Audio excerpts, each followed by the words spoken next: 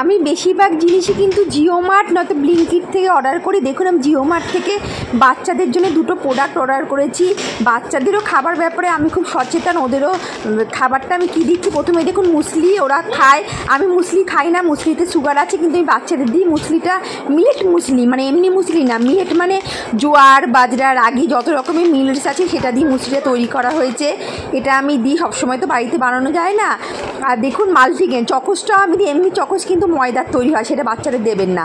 আমি যে চকোসটা নিই সেটা মাল্টিগ্রেন, এর মধ্যে হলো হুইট রয়েছে, ময়দার পরিমাণ কম রয়েছে, কর্নের ভুট্টার আটা রয়েছে, সয়াবিনের আটাটা রয়েছে, সয়াবিনের সব কিছু দিয়ে পেছনে দেখবেন সব লেখা থাকে। সুতরাং বাচ্চাদেরও যখন খাবার দাবার কিনবেন যখনই প্যাকেট ফুড কিনবেন তখনই পেছনে লেখা থাকবে কী কী ইনগ্রিডিয়েন্টস রয়েছে সেটা একটু দেখে নেবেন।